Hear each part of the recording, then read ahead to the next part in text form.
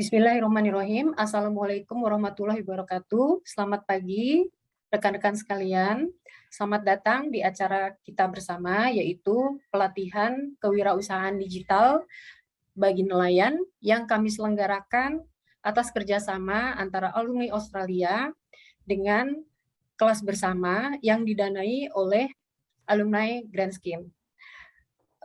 Sebelumnya saya perkenalkan diri saya Triwismiarsi, alumni dari Monash University, Australia yang berada di Melbourne. Saat ini kita sudah bersama Pak Ridwan Mulyana, yaitu Direktur Perizinan dan Kenelayanan dari Kementerian Kelautan dan Perikanan, yang akan memaparkan program-program nelayan yang ditujukan selama masa pandemi ini. Silakan, kami persilakan Pak Ridwan untuk memaparkan materinya. Baik, terima kasih atas kesempatan yang diberikan. Bismillahirrahmanirrahim. Assalamualaikum warahmatullahi wabarakatuh. Selamat pagi, salam sejahtera untuk kita sekalian. Pertama-tama kami mengucapkan terima kasih atas undangan untuk memberikan materi terkait program-program pemerintah dalam hal pemberdayaan dan perlindungan nelayan di masa atau pasca COVID. Terima kasih, apresiasi juga kami sampaikan atas pelatihan kewirausahaan digital bagi pemuda nelayan ini yang digagas oleh para alumni Australia dan kelas bersama ya. Jadi ini harapan kami ini sejalan dengan program kami di bidang pemberdayaan nelayan khususnya. Baik, akan kami sampaikan beberapa materi. Izin kami akan share screen. Baik, Bapak Ibu sekalian peserta pelatihan yang kami hormati, kami mengambil judul program pemerintah dalam bidang pemberdayaan dan perlindungan nelayan masa atau pasca pandemi. Beberapa hal yang akan kami sampaikan di paparan ini adalah bagaimana kegiatan atau program pemerintah sejak masa pandemi dimulai sampai ke depan, strategi apa yang akan kita lakukan. Sebagaimana ketahui bersama sudah 2 tahun masa pandemi ini. Di awal-awal tahun 2020 kita meluncurkan program-program yang memang langsung mengatasi persoalan nelayan pada saat awal pandemi. Nah, sekarang ini kita sudah mulai mengembangkan program ke depan, bagaimana supaya bukan hanya pada saat awal pandemi, tapi masa pandemi dan pasca pandemi ke depan nelayan dengan harapan dapat mendapatkan pendapatan dan juga kesejahteraan yang meningkat. Kami ingin sampaikan bahwa pada saat masa awal pandemi, dampak pandemi memberikan yang cukup signifikan ya terhadap bukan saja kesehatan nelayan, tetapi juga usaha nelayan. Bahwa dari sisi kesehatan ini kita harus lindungi nelayan, kita laksanakan program-program seperti bakti nelayan, meliputi bakti sosial ya, dan bakti sehat. Jadi kita pernah awal-awal tahun 2020 melaksanakan kegiatan pemberian bantuan baik itu APD, alat pelindung diri ya, kemudian juga masker dan lain-lain, juga penyemprotan kawasan nelayan dan kawasan pelabuhan, sekaligus pembagian sembako. Di samping itu pula dari sisi usahanya kita dorong bahwa nelayan harus tetap berusaha. Awal-awal pandemi memang terasa kendalanya adalah dari sisi pemasaran ikan, bahwa banyak produk atau hasil perikanan yang ditangkap oleh nelayan ini tidak terserap oleh pasar karena adanya pembatasan kegiatan ya, dan lain-lain, sehingga nelayan kesulitan untuk memasarkan. Jadi beberapa hal yang kita intervensi antaranya adalah memberikan sarana prasarana bantuan juga pada saat itu, misalkan bagaimana supaya mereka dapat mendistribusikan ikan secara lebih mobile. Jadi bantuan-bantuan misalkan kendaraan roda berpendingin, freezer dan lain-lain sangat bermanfaat pada waktu itu. Kemudian ini terkait peningkatan kesejahteraan nelayan ke depan juga kita masih laksanakan bantuan pemerintah ya. Kita akan kembangkan juga korporasi nelayan ya. Jadi bagaimana supaya usaha masyarakat nelayan ini menguat ya, mulai dari hulu kegiatan penangkapannya sampai dengan hilir pasca produksi. Pasca produksi itu apa? Antara lain pengolahannya, packaging ya, pemasaran dan transportasi. Kalau dari hulunya tadi kegiatan penangkapan ikannya. Kita akan bentuk beberapa korporasi nelayan ya pada tahap awal ini ya. Kemudian kita perlu juga mengembangkan infrastruktur untuk nelayan ya, baik itu penyediaan sarana prasarana perikanan ya, dan penguatan awak kapal perikanan. Ya, infrastruktur ini sangat penting ya. Kita juga memberikan bantuan kapal dan juga jaring untuk menangkap ikan. Di samping kita melakukan rehabilitasi atau pembangunan pelabuhan-pelabuhan perikanan. Juga ini terkait BBM nelayan ya, kita kerjasama dengan SDM ya, Migas dan Pertamina untuk bagaimana BBM ini tersedia bagi nelayan di seluruh pelosok tanah air. Dan pengelolaan sumber daya ikan berbasis WPPNRI. Tadi seperti kami sampaikan, ini kita mulai melihat bahwa pengelolaan sumber daya ikan ini tidak murni berdiri sendiri oleh Direktur Jenderal Perikanan Tangkap, tetapi juga ini terkait erat dengan penataan ruang di mana seluruh stakeholder di situ ada, baik dari lingkungan hidup ya, dari Kementerian Perhubungan, kemudian dari Migas dan lain-lain. Ini kita bentuk suatu pengelolaan berbasis WPPNRI. WPPNRI ini singkatannya Wilayah Pengelolaan Perikanan Negara Republik Indonesia. Ingin lanjut bahwa ini program kita di 2022 nanti adalah satu, seperti kami sampaikan, PNBP Perikanan Tangkap ini akan kami sampaikan bahwa peningkatan PNBP Perikanan Tangkap ini tujuannya hanyalah untuk kesejahteraan nelayan. Ya. Tadi memang judulnya peningkatan PNBP untuk kesejahteraan nelayan. Apabila kita sudah mendapatkan PNBP yang besar, bahwa ini akan dikembalikan kepada nelayan langsung dalam bentuk program-program pemberdayaan dan perlindungan nelayan. Jadi ada dua hal. PNBP ini dari sisi pemanfaatan oleh pusat, Kementerian Kelautan Perikanan, ini kita akan dorong kepada kegiatan-kegiatan nelayan. Dan dari sisi pemerintah daerah melalui dana bagi hasil, ya, misalkan 80% untuk daerah, 20% untuk pusat, yang 80% ini didorong juga untuk pembangunan sarana prasarana yang mendukung perikanan tangkap dan kesejahteraan nelayan. Ya.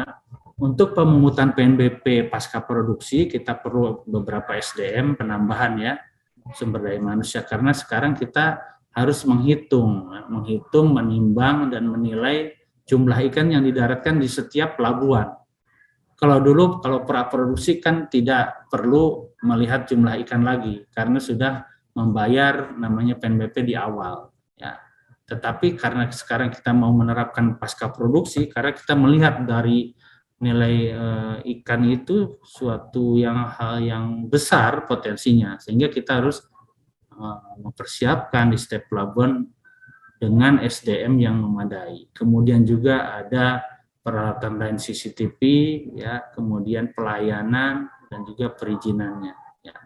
Yang kedua adalah khusus untuk peningkatan kesejahteraan nelayan sendiri, kita mendorong asuransi jaminan hari tua bagi nelayan. Ini memang belum dilakukan.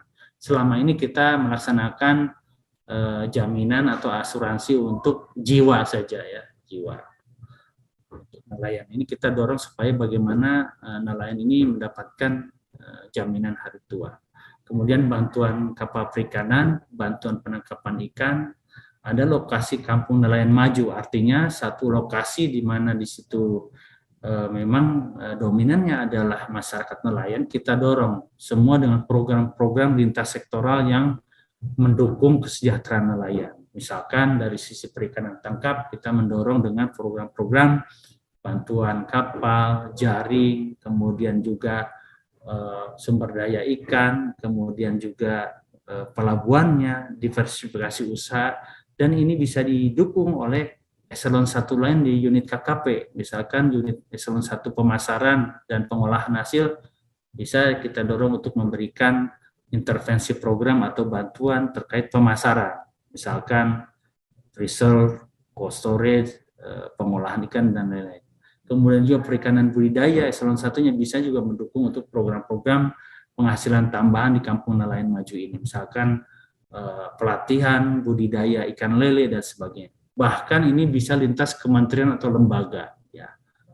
Dan ada bantuan premi asuransi nelayan ini khusus untuk perlindungan nelayan pada saat melaut. Juga kita juga bekerja sama dengan Kementerian ATR BPN untuk mensertifikatkan tanah nelayan. Ya. Jadi kami di KKP bertugas untuk mensosialisasikan dan mengidentifikasi beserta kawan-kawan di pemerintah daerah dan penyuluh tentang calon peserta atau lahan yang akan disertifikatkan, dan selanjutnya nanti Kementerian ATR BPN di daerah akan melakukan pensertifikatan, dan selanjutnya kami melakukan pembinaan terhadap pemanfaatan sertifikat tersebut, dan umumnya bisa dimanfaatkan oleh masyarakat nelayan untuk kepentingan lain, misalkan untuk permodalan usaha dan lain-lain. Selanjutnya adalah kami juga memfasilitasi kredit nelayan, di mana ini merupakan unsur yang penting untuk usaha nelayan. Jadi kami sudah bekerja sama dengan perbankan, ya, Himbara, ya, BRI, BNI, Mandiri, dan lain-lain, untuk bagaimana mereka lebih dekat kepada nelayan. Jadi dengan program KUR, ya, yang 6% ini, nah, kita buka gerai untuk fasilitasi kredit nelayan di seluruh pelabuhan yang KKP miliki. Ya. Ada petugas kami di sana. Jadi ada nelayan yang akan misalkan mengakses program kredit ini, kita akan lakukan pendampingan, bahkan pembuatan proposal sampai akad kredit selesai. Kemudian juga kami di KKP punya unit khusus namanya BLU, ya, penyaluran kredit ini. Nah, BLU yang kredit KKP ini nilai ininya lebih murah, hanya 3% saja, ya. Kemudian juga kita meningkatkan kapasitas kelompok nelayan tadi, nelayan-nelayan yang belum berkelompok kita dorong untuk membentuk kelompok usaha bersama, bahkan koperasi, ya, supaya kapasitas usahanya lebih meningkat. Kemudian juga kita lakukan pengembangan dan diversifikasi usaha nelayan. Ingin lanjut, nah ini korporasi nelayan, ya, dari koperasi-koperasi atau kelompok yang sudah dibentuk kita akan perkuat, ya, supaya terbentuk nelayan dan kelompoknya yang lebih mandiri, ya. Dan pengembangan sarana prasarana perikanan tangkap, ya, seperti saya sampaikan, pembangunan pelabuhan perikanan berbasis lingkungan, ya, kemudian pembangunan pelabuhan perikanan di perbatasan SKPT, ya, SKPT ini sentra kelautan perikanan terpadu di seluruh perbatasan, dan lain-lain.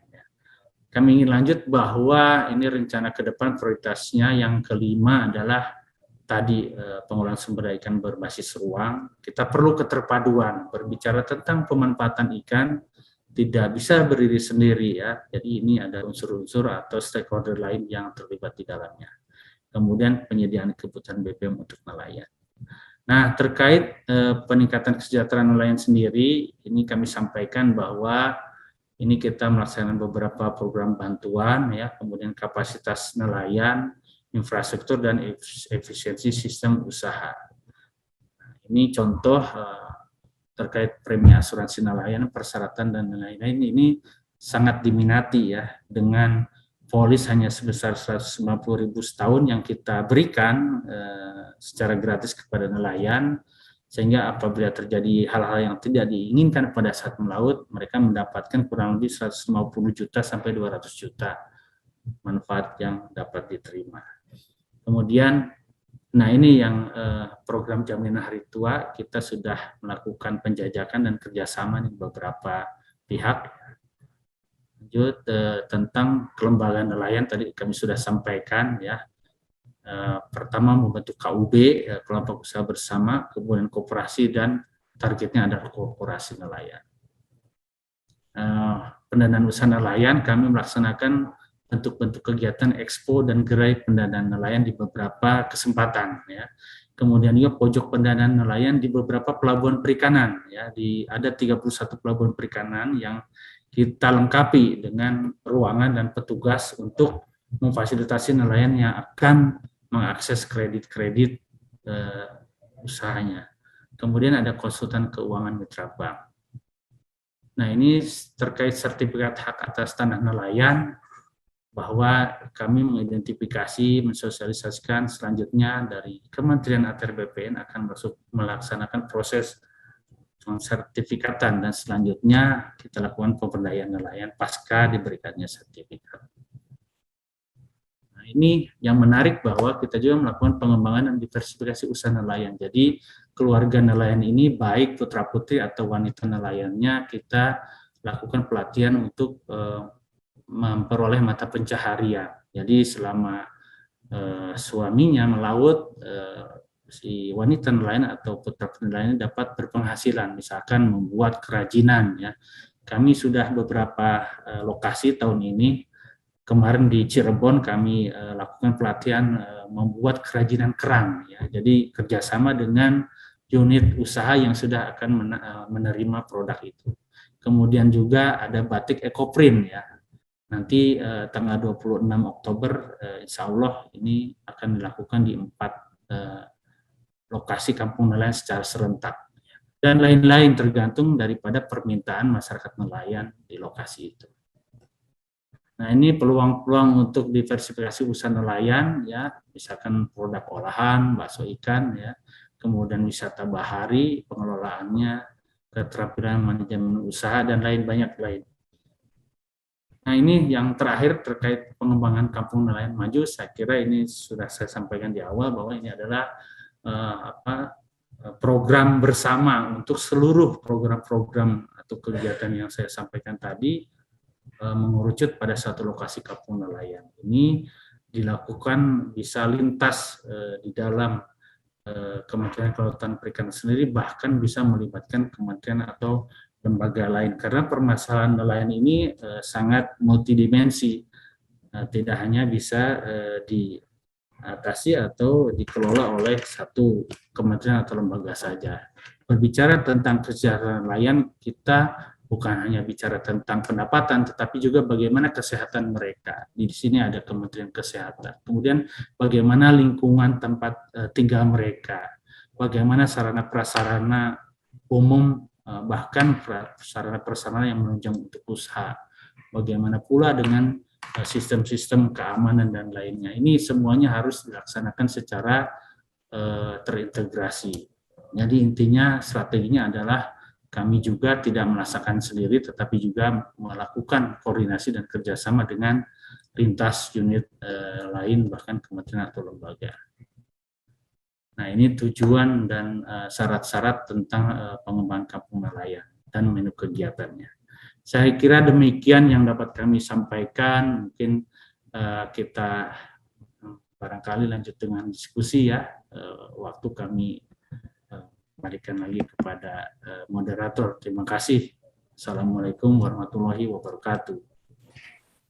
Terima kasih banyak Pak Ridwan Mulyana atas penjelasannya yang sangat banyak dan detail tadi.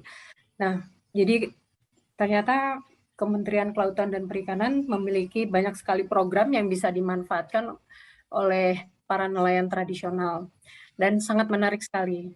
Nah, dari sekian banyak program yang memang sudah ditawarkan, Pak, bagaimana caranya para nelayan itu bisa memanfaatkan, terutama mungkin satu hal mereka ingin informasi yang lebih rinci gitu kan, ya.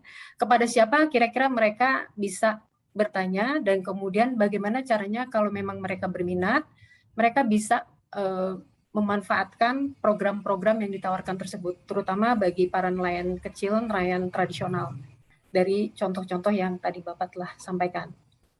Terima kasih, Pak. Baik, terima kasih Mbak. Jadi ada dua hal. Pertama, program-program atau bantuan itu sasarannya bisa kepada individu nelayan sendiri atau kepada anggota daripada koperasi atau perkumpulan nelayan. Nah, ini syaratnya sederhana, hanya cukup terdaftar saja di dalam database nelayan, ya. Jadi kita memiliki namanya kartu Kusuka, kartu pelaku usaha perikanan, ya.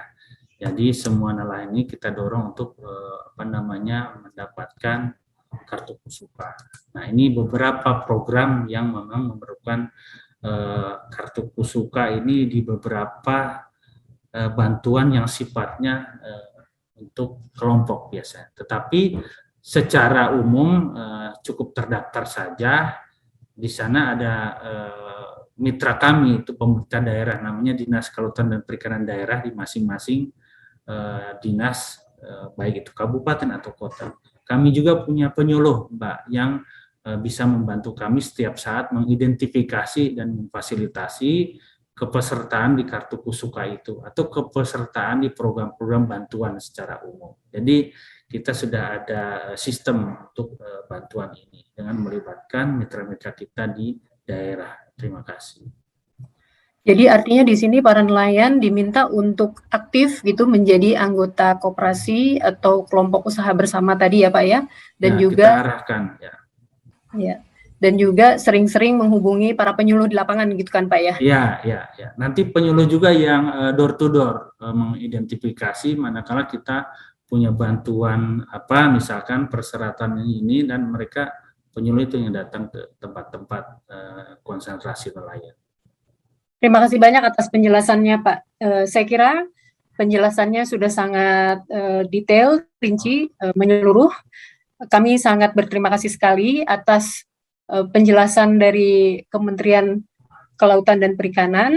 Mudah-mudahan informasi yang telah kita peroleh semua bersama itu bisa dimanfaatkan para teman-teman nelayan di sini. Makasih banyak Pak. Selamat siang. Sama-sama Mbak Tri atas kesempatannya, kami juga mengucapkan terima kasih. Selamat siang. Selamat siang. Assalamualaikum warahmatullahi wabarakatuh. Waalaikumsalam warahmatullahi wabarakatuh. Assalamualaikum warahmatullahi wabarakatuh. Selamat berjumpa lagi kawan-kawan semua di acara kita yang kali ini di acara kerjasama dari Australia, alumni Australia, Kiprah alumni Australia bersama kelas bersama kita. Dan perkenalkan saya Dimas Aditya Nugraha saat ini bersama dengan Mas Hasan Bisri. Assalamualaikum Mas Hasan, apa kabar? Atau Mas Hasan atau Mas Bisri nih? Ya, bebas Pak. Oh, Mas Bisri ya, Mas Bisri ya, biasa Mas Bisri. Mas Bisri ini adalah perwakilan pemuda nelayan dari Kabupaten Cirebon. Ya. Dan kebetulan memang kami saat ini tengah melakukan atau mengerjakan proyek tentang bagaimana kewirausahaan nelayan ya untuk bisa dapat mengakses pelatihan-pelatihan digital, kira-kira seperti itu. Nah, Mas Hasan, Mas Bisri nih, Mas Hasan Bisri, gimana nih kira-kira apa yang pasca hampir 2 tahun pandemi COVID-19, kira-kira sangat berdampak atau seperti apa nih Mas? Dampaknya seperti apa? Sebesar apa nih ke teman-teman nelayan? Ya, memang dampaknya sangat besar sih Pak, karena yang pertama mungkin harga jual itu memang sudah menurun. Kayak misalkan hasil tangkap dari kami kan cari rajungan. Dulu waktu pertama pandemi kan memang lumayan sih Pak penghasilannya. Cuman berhubung harganya turun drastis, jadi ya otomatis penghasilan kami juga berkurang Pak. Jadi memang faktor pandemi itu memang sangat besar dampaknya untuk kami para pemuda-pemuda nelayan khususnya. Jadi lebih kepada penjualannya gitu Mas ya. Kalau dapat hasilnya sih sebenarnya nggak mengaruh ya. Ibaratnya tinggal harga iya.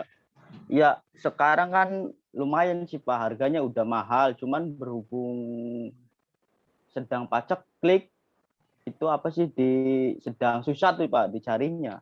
Jadi ya penghasilannya juga ya sedikit jadinya. Malah bahkan kebanyakan pada nganggur.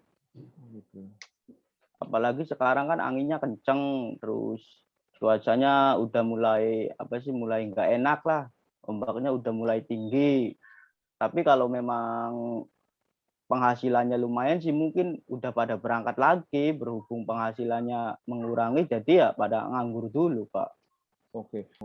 Dulu sih di wilayah saya kan saya kan Kecamatan Gebang Pak, Kabupaten Cirebon. Dulu sih memang ada sosialisasi dari pemerintah untuk pembasmian alat tangkap yang tidak ramah lingkungan. Tapi untuk beberapa bulan aja, terus ke depannya sampai saat ini juga masih banyak pakai alat tangkap yang tidak ramah lingkungan itu. Oke. Nah, ini kan karena anginnya lagi gede, kemungkinan musimnya jadi kemudian tidak melaut gitu Mas ya, Mas Bisri ya. Kalau ya sekarang Ya, ini.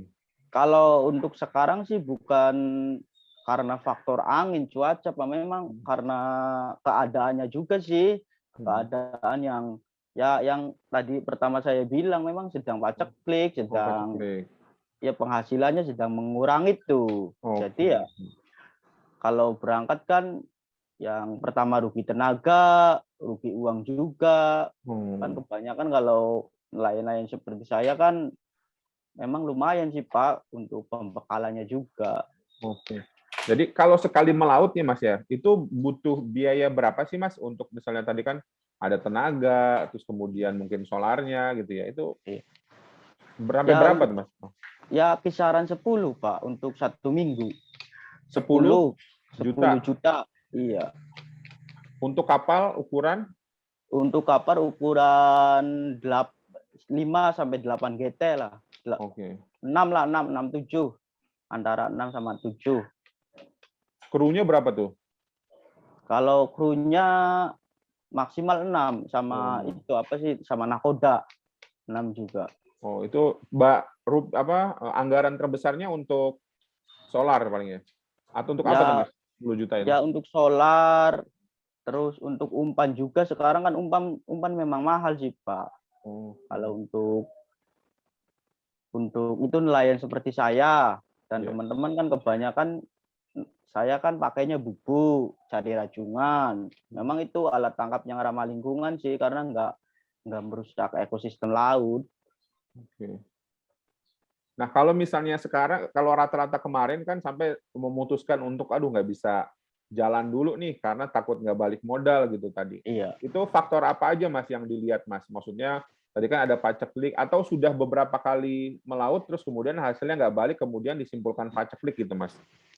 Ya kan kemarin kan sebagian dari teman-teman saya kan udah pada melaut. Bahkan saya juga ikut melaut berhubung selama 1 bulan kemarin memang penghasilannya mengurangi jadi ya masih mending cari kerjaan lain Pak daripada kita fokus sama di laut tapi penghasilannya memang sudah menurun terus ya jadi ya itu apa sih takut nggak balik modal. Mas Bisri, kalau misalnya kegiatan ini kan tadi terhimpun dalam Pemuda Nelayan ya di Kabupaten Cirebon ini.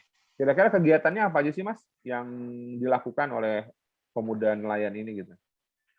Ya kalau untuk sekarang sih masa-masa pandemi kebanyakan ya pemuda-pemuda nelayan masih cari peruntungan pekerjaan di darat Pak kayak misalkan kuli bangunan ada yang itu mencoba peruntungan ke pabrik-pabrik.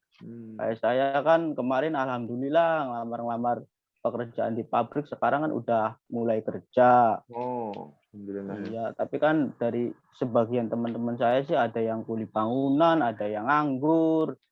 Makanya harapan saya sih memang seperti itu, Pak. Ya itu ya misalkan ada pelatihan, terus dikasih kesempatan, syukur-syukur kita bisa dikasih modal, jadi kita bisa mengeluarkan potensi dari diri kita, apalagi kan memang potensi hasil dari laut itu kan memang sangat luar biasa, Pak. Cuman karena terkendala ilmu, juga terkendala modal, jadi ya tidak bisa memaksimalkan potensi itu. Apa tuh kira-kira pelatihan jenis pelatihan atau peningkatan keterampilan apa yang kira-kira dibutuhkan oleh teman-teman di sana Mas Bisri? Ya untuk saat ini sih memang itu kayak misalkan kewirausahaan digital itu memang bagus Pak. Sama itu hasil misalkan pengolahan hasil dari laut diolah misalkan buat kerajinan apa kan bisa.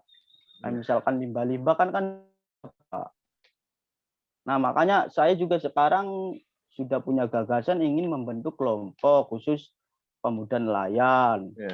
Nanti kita bisa mengajukan proposal kemana ke dinas Kementerian Kelautan. Syukur-syukur bisa ditanggapi terus bisa dikasih modal, Pak.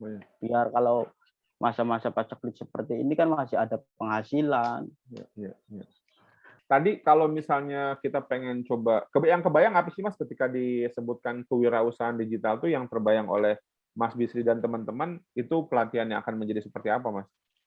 Ya kalau bayangan kami sih seperti ini Pak. Mungkin setelah ikut pelatihan kami kan mungkin apa sih sedikit-sedikit kan mungkin ngerti tentang ilmu perdagangan di lewat media sosial. Oke, betul. Nah, untuk kedepannya juga kami juga punya cita-cita ingin bikin produk sendiri kayak semacam pengolahan sendiri tuh Pak. Memang potensi laut itu sangat luar biasa sih Pak. Karena itu aja sih terkendala modal dan terkendala ilmu juga. Jadi kita belum bisa memaksimalkan. Andai kata ada pilihan menjadi bekerja di darat, misalnya sebagai bekerja di pabrik atau membangun usaha sendiri, kira-kira orang cenderung yang mana tuh Mas ya? Kalau misalnya pemuda-pemuda kalau pemuda nelayan sih mungkin lebih cenderung membuat usaha sendiri Mas, karena nelayan itu kebanyakan pekerja bebas. Kalau pabrik kan kita harus menuruti aturan dari atasan, terus banyak tuntutannya kan. Jadi lebih cenderung ke itu membuat usaha sendiri. Baik, Mas Bisri, terima kasih banyak atas waktunya. Dan kawan-kawan, demikianlah diskusi kami, hasil obrolan kami dengan Mas Hasan Bisri, Ketua dari Pemuda Nelayan di Kabupaten Cirebon, yang tentu saja selain tadi permasalahan tentang produknya, terus kemudian dari ilmu atau pengetahuan tentang bagaimana mungkin mulai dari mengolah sampai berjualan di internet, itu masih ada kendala bagaimana cara menyampaikan ke teman-temannya, apakah itu karena kebanyakan tentu saja berlaut dan lain sebagainya. Dan kemudian terakhir adalah tentu saja bantuan permodalan atau bagaimana akses ke permodalan kira-kira gitu. Sementara dari teman-teman nelayannya ini masih belum tergerak untuk aktif di berbagai tempat yang punya akses ke permodalan. Mungkin tadi cerita sedikit dari Mas Bisri tentang sekelumit permasalahan atau cerita yang bisa kita carikan solusinya atau kita bantu atau untuk mencarikan jalan-jalan keluarnya atau sekedar menghubungkan antara pihak-pihak yang berwenang untuk bisa membantu penyelesaian permasalahan tersebut. Baik, demikian sesi kali ini. Terima kasih. Assalamualaikum warahmatullahi wabarakatuh. Kita ketemu lagi di update berikutnya. Terima kasih. Pada kesempatan ini kami merasa terhormat ya Bu, karena Ibu bersedia untuk menjadi salah satu narasumber kami yang mana akan banyak juga pembelajaran yang didapatkan oleh UMKM lainnya Bu.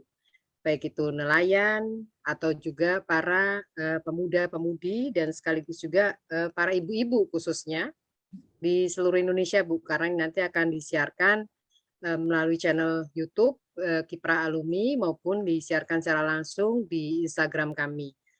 Nah, untuk itu perkenankan saya bertanya Bu, bagaimana sih sejarah awal mula Ibu mulai dari usaha Ibu pertama kali nih Bu sampai kemudian akhirnya saat ini DJN Cookies ini bisa menjadi salah satu produk unggulan khususnya di wilayah Cirebon Bu.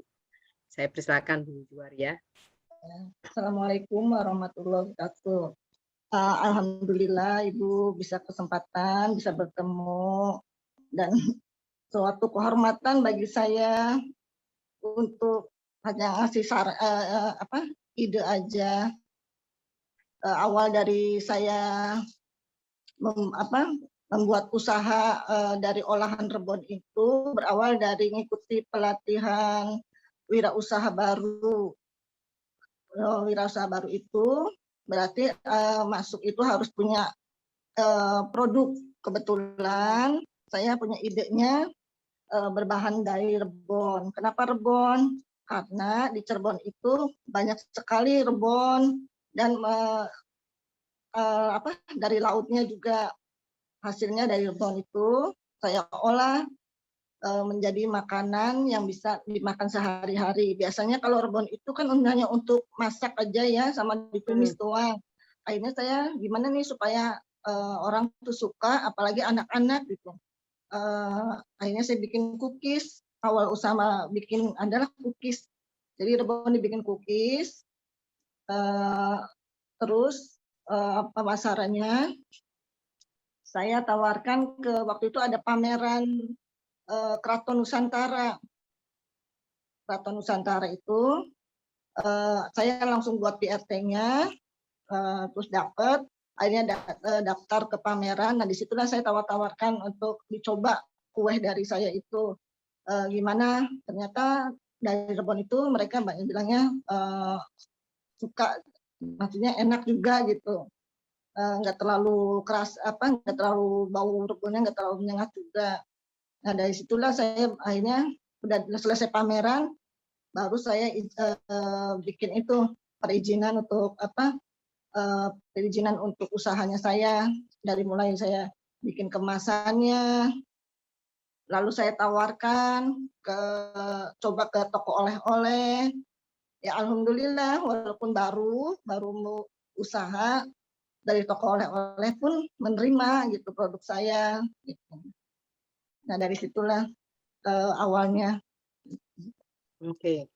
Tadi waktu Ibu mengatakan bahwa pertama kali itu yang menginspirasi itu berasal dari program Wirausaha Mandiri ya Bu, Wirausaha Baru. Nah itu yang menjadi fasilitatornya siapa Bu? Apakah dari pemerintah daerah setempat atau memang Ibu punya inisiatif sendiri gitu Bu? Dari itu dinas koperasi. Dari koperasi dan UKM ya Bu ya? Ada program, ada program seperti itu. Saya coba daftar. Ya alhamdulillah masuk, lalu dapat pelatihan selama 4 hari. 4 hari. Gratis tuh ya Bu ya? Nggak dipungut biaya ya Bu ya? Terus kemudian kan tadi Ibu punya inisiatif untuk perizinan segala macam, itu apakah termasuk dalam paket pelatihannya atau sendiri Bu? Atau nanti Bu harus ngurus lagi dari awal gitu? Gimana Bu? Kalau untuk perizinan itu, misalnya awal perizinan itu PRT. PRT saya kebetulan mandiri ngajuin ke dinas kesehatan. Kebetulan waktu itu saya daftarnya di puskesmas yang terdekat saya. Gitu. Sebenarnya ada juga sih yang untuk program-program yang gratis dari instansi-instansinya juga. Cuma waktu itu saya buruknya mau ikut pameran Keraton Nusantara itu. Jadi malah justru diurus sebelum pameran ya Bu ya? Karena persyaratan ikut pameran itu harus punya perizinan minimalnya PRT dulu gitu. Itu prosesnya berbelit-belit nggak Bu? Atau mudah gitu Bu? Soalnya banyak ibu-ibu nih suka pada ketakutan Bu kalau udah urusan perizinan gitu. Mungkin Ibu bisa sedikit malah mudah. Ya. Mudah banget gitu. Cuma ya nunggunya juga prosesnya cuma berapa bulan gitu. Nanti kan mereka juga PRT itu nanti ada sosialisasinya gitu. Nggak terlalu mahal juga untuk berbayarnya. Ya mungkin untuk sekarang ada yang gratis juga. Oh gitu ya. Terus tadi kemudian Ibu mencoba juga untuk membuat inovasi lah ya, khususnya satunya dengan packaging. Nah ini juga salah satu yang seringkali ditanya nih Bu sama teman-teman UMKM, karena mereka kan juga seringkali masalah packaging terkait dengan branding, terkait lagi dengan izin lagi, kemudian terkait dengan kemasan mesinnya gitu, mesin packaging. Nah itu gimana Bu cara Ibu mensiasati 3 hal ini Bu? Kalau untuk packaging itu awalnya masih biasa aja Bu, dari mulai standing pot yang biasa beli di toko-toko banyak yang dari aluminium itu, saya kasih stiker. Awal nawarkan ke toko juga waktu itu sama seperti itu. Untuk ya tawar-tawarkannya masih biasa aja pakai toples atau apa gitu. Nggak terlalu yang bagus-bagus dulu. Setelah berjalan, misalkan akhirnya saya tawarkan ke pasar modern, waktu itu ke Transmart, ada pembukaan Transmart, dia masih pakai yang lama juga, masih pakai standing pot yang lama, masih dari plastik aluminium itu, tempelnya stiker doang. Ya akhirnya berjalan terus, akhirnya saya tawarkan lagi, ya dapat ilmu dari pelatihan dari kedinasan juga banyak mengenai masih masukan ilmu-ilmu mengenai packaging, branding, dan disitulah saya jadi tahu untuk kemasan itu khususnya untuk pasar-pasar modern Bu. Oke. Kalau dari DJN Cookies sendiri sudah punya tenaga kerja berapa banyak ya Bu sekarang? Berapa 3 orang, jumlahnya? Bu. Baru 3 3 orang. orang. Oke, itu setiap hari mereka ya bekerja setiap hari. Kemudian produksinya per hari atau gimana Bu? Begitu itu dari masing-masing produk. Oh iya, dari masing-masing produk. Kebetulan sampai saat ini kan awal saya usaha tuh akhir 2017. Nah, untuk mulai jualan 18, awal 18. Itu awalnya kan cookies dulu, Bu. Bikin cookies. Bikin cookies itu pertamanya ya sedikit dulu. Karena kan kita juga parketnya masih sedikit, ya bertambah tawarkan lagi, akhirnya mulai dari 2 kilo, 3 kilo, ya alhamdulillah sampai sekarang bisa sampai 5 kilo. 2019 bikin produk lagi. Kalau cookies kan agak ini ya, kalau untuk agak jauh hancur, belum tahu pacingannya. Sedangkan saya pengen coba tawarkan ke luar kota gitu, Bu. Akhirnya saya coba bikin yang bisa masuk semua, ke luar kota juga. Akhirnya kebanyakan waktu itu lagi ngetren keripik. Lalu akhirnya saya coba keripik, tapi tetap dari rebon. Karena saya perizinannya dari PRT itu rebon, jadi ada turunannya. Coba bikin keripik. Lalu 2019 Januari, ya Februari, Maret udah jualan lagi. Pakai kemasan yang masih biasa juga, tawarkan yang masih ada yang kurang, ada apa, ya saya coba aja lah, beraniin sendiri aja gitu. Misalkan ada dari masukan dari customer-nya ini kurang itu ya, jadi saya catat gitu. Akhirnya sampai sekarang berjalannya banyakkan ya keripik, banyaknya favoritnya. Karena kalau cookies itu menjelang mau ini aja, mau event-event misalkan Natal ataupun Idul Fitri itu. Walaupun sehari-hari juga ada, tapi nggak sebanyak yang hari-hari yang momen Lebaran atau Natal tahun baru itu. Kalau keripik itu ya hampir semua tiap hari ada. Kalau keripik hampir tiap hari ada ya, Bu? Ya. Dan tawarkannya ke luas, Bu, udah sampai keluar daerah gitu. Karena resikonya nggak terlalu kayak di cookies. Karena cookies itu kan remuk. Cuma saya belum pas untuk pengiriman cookies itu belum pas. Satu kali waktu itu pernah pakai toples, cuma agak pecah tapi sekarang pengirimannya ada yang lebih praktis lagi, jadi nggak kayak JNE gitu. Kalau ada yang seperti paketan yang khusus gitu tuh. Kalau untuk keripik ya di paketan biasa juga nggak jadi masalah. Nah, kalau tadi Bu, ini kan sekarang kita bicara masalah pemasaran ya Bu. Nah, untuk masalah pemasarannya tadi sampai Ibu akhirnya bisa dikenal ke seluruh daerah tuh gimana Bu strateginya Bu? Ya belum sampai cuma untuk Jawa Barat aja. Ya, tapi sudah artinya sudah dikenal gitu kan? Saya tawarkan gitu.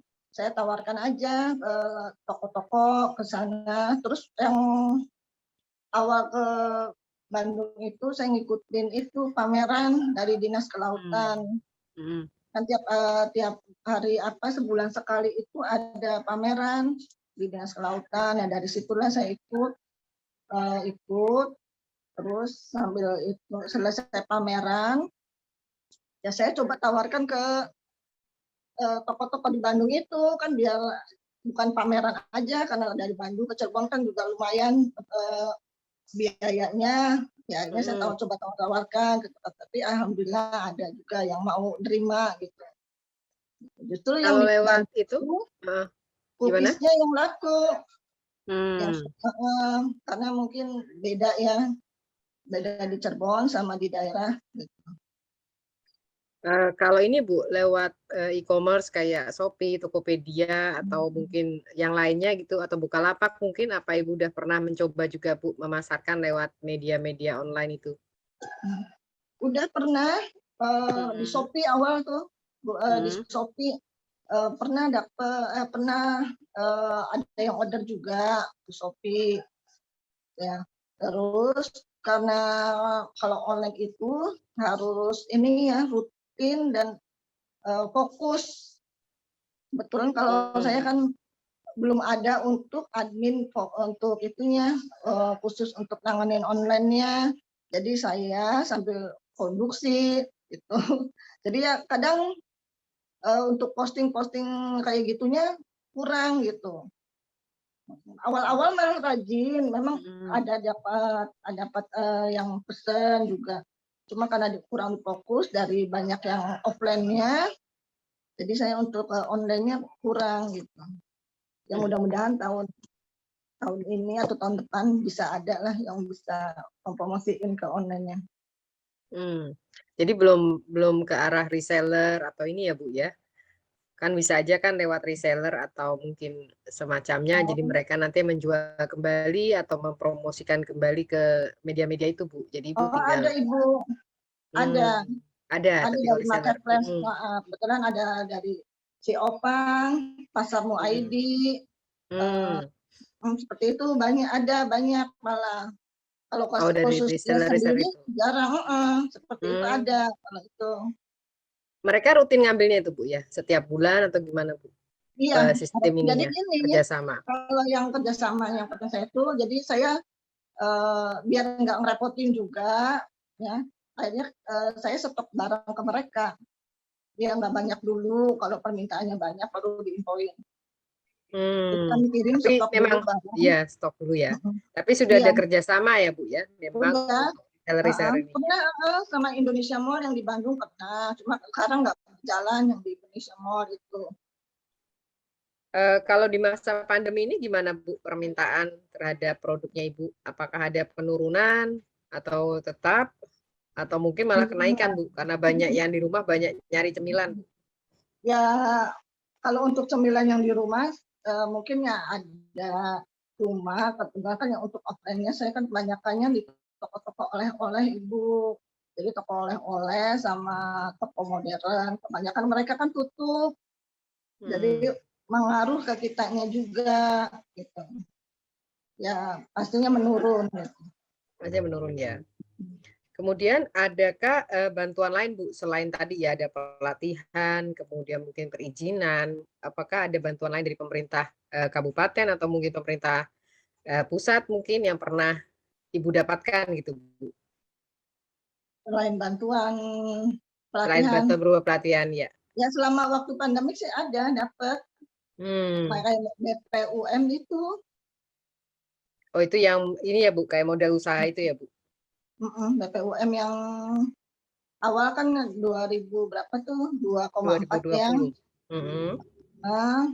Terus 1,2 itu. Oh iya. Lalu Bu, kalau kami boleh tahu nih Bu, kan suka-suka nih kadang-kadang ya Bu, kan tadi kalau dilihat dari kisahnya Ibu sih termasuknya masih lancar ya, alhamdulillah gitu kan. Nah, apa sih kendala utama Bu ketika Ibu ingin mengembangkan lebih jauh lah ya, artinya lebih besar usaha-usaha Ibu ini, selain dari tadi masalah SDM di bidang e-commerce atau di bidang yang medsos tadi, itu mungkin Ibu punya kendala lain Bu yang mungkin juga dirasakan oleh teman-teman UMKM di mana tuh mereka berada, tapi Ibu tuh tetap semangat nih, tetap konsisten lah. Apa sih yang kira-kira Ibu bisa sharing Bu ke kami? Ya kalau khususnya untuk saya kebetulan kan marketnya kan di toko-toko oleh-oleh sama market modern. Kebanyakan mereka tuh sistemnya konsinyasi Bu. Jadi kalau untuk yang awal-awal itu mungkin agak berat kalau sistem konsinyasi karena perputarannya kan susah. Ya walaupun ada juga yang pakai modern, tapi sebulan sekali mereka akhirnya pembayaran laku berapapun mereka tetap bayar sampai sekarang. Jadi ya terkendala sama itu aja. Kalau penjualan yang langsung kan kita terima, jadi uang bisa digolang lagi. Setelah yang keduanya mungkin untuk peralatan dari mesin produksinya. Gitu. Oh, Kalau mesin mungkin produksi. masih sedikit, kalau masih sedikit kan masih bisa ditangani. Sama kalau udah banyak itu ya lumayan lah. Untuk produksinya agak lama karena masih pakai mesin yang manual. Gitu.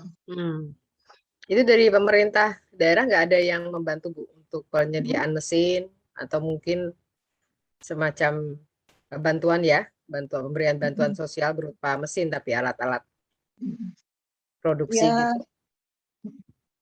ya Atau mungkin mereka harus berkompetisi mungkin untuk kan memperolehnya waktu atau itu gimana? dapat uang, yang dapat uang itu.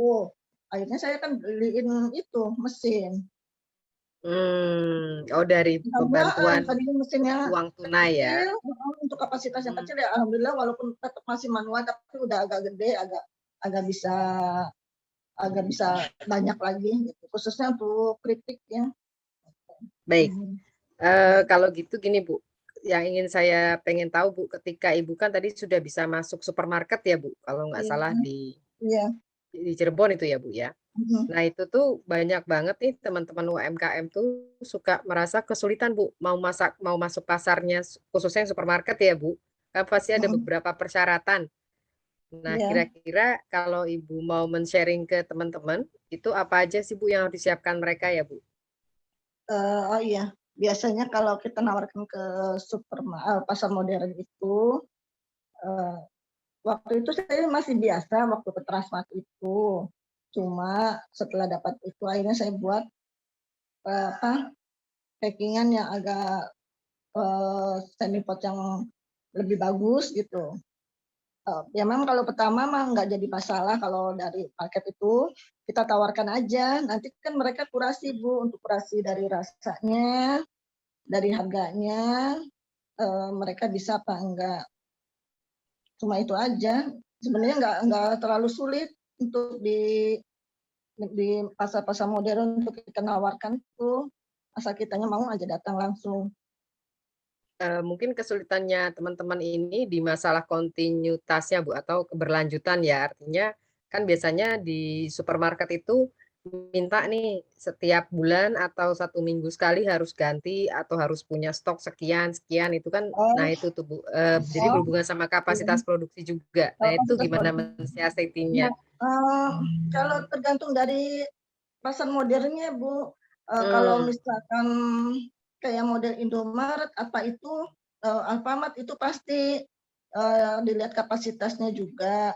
Tapi kalau untuk pasar modern yang model kayak model Hypermart, Jogja, Surya, Asia atau yang lainnya itu enggak terlalu banyak. Mereka tahu kapasitas kita gitu. Misalkan kita nyimpen dulu 20, 30, kalau memang dari penjualan tiap bulannya itu bagus, mereka akan minta tambah lagi gitu. Oh, jadi tetap Tidak ada terlalu proses ini ya Bu, istilahnya nggak langsung minta partai besar gitu enggak ya? Iya, Itu kan iya. ya makanya pengalaman Ibu ini kan sangat bermanfaat Bu bagi teman-teman yang masih mungkin ketakutan lah ya untuk bisa masuk ke pasar lebih besar karena kapasitas produksi mereka belum sampai atau mungkin juga mereka masih pengen coba-coba nih. Nah, kayak gitu-gitu kan mungkin mereka perlu banget nih insight dari Ibu. Nah, ini coba saya share ya Bu untuk produk-produk DJN Cookies. Bisa dilihat ya Bu ya. Iya.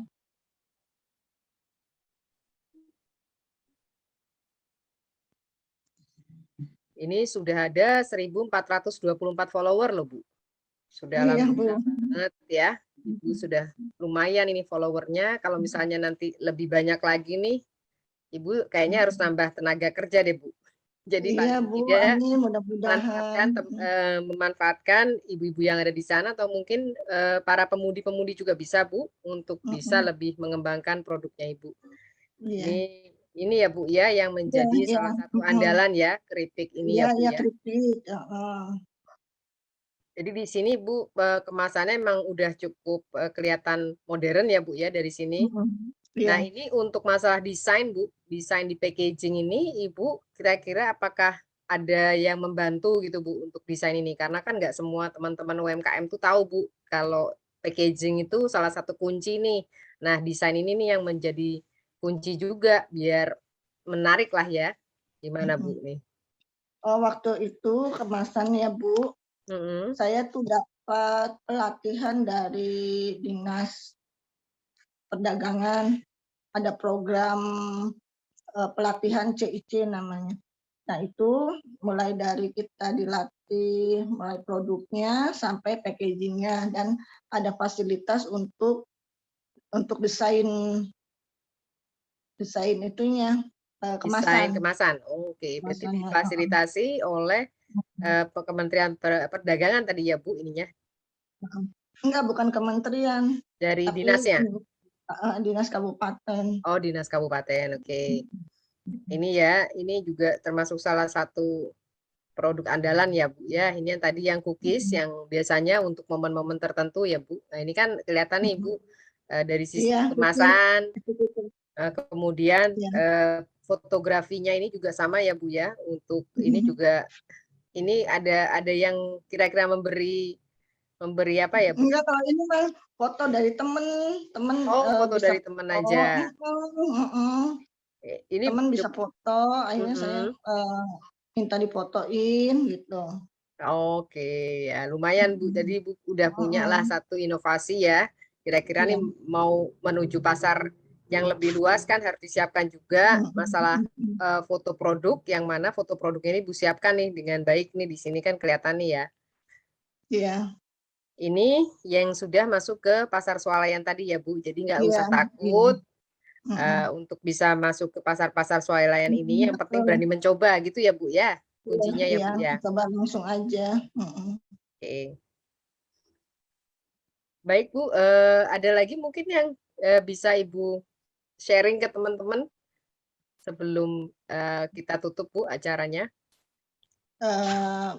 Khusus untuk saya sih, kalau barangkali ada yang mau bikin suatu produk, ya dicoba aja dibikin, tapi dilihat dulu bahan bakunya itu kira-kira bisa nggak, ada nggak tersedia banyak tidak gitu. Yang utama itu kalau bahan bakunya kurang banyak, otomatis nanti kitanya suka produksinya kadang nunggu bahan bakunya dulu seperti itu. Jadi ya inovasi sih banyak gitu, banyak banget gitu. Yang penting dicoba terus. Ya untuk penawaran suatu produk baru jangan takut-takut, tawarkan aja dulu ke orang gitu. Tawarkan dulu. Ya. Gitu. Kemudian tidak walaupun nanti bosan-bosan ya banyak, Bu. ada yang suka, ada yang enggak gitu. Dari mereka kan kita bisa tahu, ada yang bilang kurang ini, kurang itu, nggak apa-apa gitu. Yang penting jadi masukan buat kita gitu. Dan kayaknya Ibu juga rajin nih mengembangkan diri ya. Artinya Ibu kan selalu mengikuti pameran, ada pelatihan Ibu ikut, iya kan? Jadi semua pengembangan diri ya untuk usaha ini selalu Ibu lakukan, kayaknya begitu salah satu kuncinya ya Bu. Kalau masalah bahan baku tadi Bu, apakah memang ada yang selalu menyetor ini berarti ya Bu? Intinya Ibu sudah punya semacam apa, entah itu orang yang setiap hari istilahnya bisa mengakomodir nih kebutuhan bahan baku Ibu, karena kuncinya di bahan baku memang kalau untuk ya pangan ya, khususnya produk pangan ya. Iya, ada Ibu kalau khusus untuk rebon, ada toko distributornya sendiri gitu. Jadi khusus untuk rebon. Jadi walaupun musim apapun, walaupun lagi musim kurang enggak musim rebon, tapi mereka sedia, ada distributornya. Oh, ada distributor. Jadi Bu kerja sama-sama itu ya. Harganya juga ya memang kalau misalkan kurang, cuma bahan baku ada, cuma mungkin dari harga agak mahal sedikit, tapi nggak terlalu mahal banget. Gitu. Itu biasanya sudah jadi langganan lah ya Bu ya, untuk betul, menjaga Bu. Itu apa ya, sekaligus sustainabilitas dari usaha Ibu kan begitu ya. Baik Bu, kalau gitu terima kasih banyak Bu untuk waktunya sama semua pembelajaran yang bisa kami peroleh dari Ibu selaku pelaku usaha, khususnya dari ini ya Bu, dari para ibu-ibu nih wakilnya. Jadi kami sangat tercerahkan banget hari ini, dan semoga teman-teman yang mengikuti channel kami di Kiprah Alumni OS juga sama-sama bisa mendapatkan pembelajaran dari Ibu. Baik Bu, saya tutup sore Ya, ini. Bu, makasih. Ya, terima kasih banyak. Lain waktu kami akan mungkin bisa juga menjadi pelanggan Ibu nih, lain waktu Oh untuk ya, pelanggan alhamdulillah, produk-produknya. amin. Dan kami juga sudah akan memasukkan sebagai salah satu kontribusi kami ya Bu. Jadi Iya. produk-produk Ibu kami iklankan juga di Kiprah Alumni OS ini Bu. Jadi mudah-mudahan nih nanti dengan begitu akan banyak orang yang lebih kenal dengan produknya Ibu, sekaligus juga memperkenalkan Cirebonnya nanti. Iya, Jadi bisa alhamdulillah. Ya, mudah-mudahan banyak, doain aja Bu. Saya iya kemarin dampaknya. ikut korasi untuk Singapura. Alhamdulillah. Ya, Tapi makanya baru kirimnya aja. Mudah-mudahan ada yang ya, masuk. ya ada yang masuk. Betul Bu. Makanya nih kami coba bantu juga Bu dari kami dari alumni. Itu yang Iya, mungkin Bu, bisa makasih. satu hal kecil yang bisa kami lakukan ya Bu. Terima Iya. kasih banyak Bu atas kesempatan dan Sama-sama. waktu Maaf yang sudah nih diluangkan. barangkali ucapan saya atau apanya agak kurang Enggak apa-apa ini. Bu. Ya, kita di sini santai dan yang penting semua bisa dapat pembelajaran Bu. Itu aja. Iya, Bu, makasih Terima kasih sama-sama. banyak ya Bu. Iya. Ya, saya tutup ya Bu. Terima Iya. kasih.